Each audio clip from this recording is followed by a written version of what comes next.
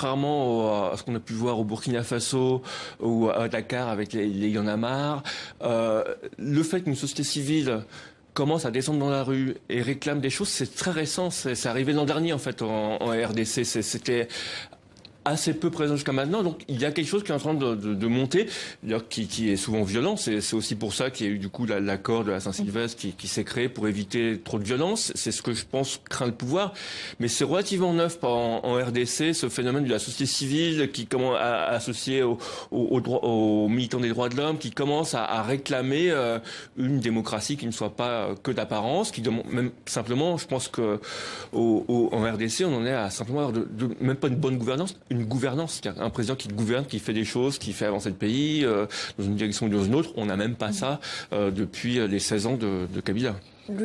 On est dans un schéma qui a été prévu par le président Kabila et sa majorité. Ça fait 16 ans qu'il est à la tête de ce pays. Il est arrivé et on a dit que c'était l'an zéro de la démocratie en RDC. Ça fait 4 mois qu'il a dépassé le mandat qui lui avait été accordé et que l'opposition, malheureusement, n'arrive pas à s'accorder sur la manière de gérer cet après-mandat. Parce que donc il y a eu un accord le 31 décembre, l'accord de la Saint-Sylvestre, qui dit que des élections doivent être organisées avant la fin de l'année. Est-ce que l'idée maintenant fait son chemin en RDC, que cette présidentielle, ces élections n'auront pas lieu ? L'idée, c'est qu'on arrive à organiser des élections à la fin de l'année, c'est-à-dire au plus tard en décembre, le 19 décembre 2017. Mais on est très mal parti parce que il n'y a pas suffisamment de moyens pour le faire. Il n'y a pas d'entente au niveau des partis politiques. Rappelons quand même, Jean-Pierre Bemba était le président du MLC. Ce parti s'est liquéfié complètement. Aujourd'hui, l'UDPS, qui était incarné par Étienne Tshisekedi, est en voie également d'implosion. Et là, devant le président et sa majorité, il ne reste qu'aujourd'hui que les organisations de défense des droits de l'homme, comme les différentes associations qui appellent aujourd'hui au respect de la Constitution et autres.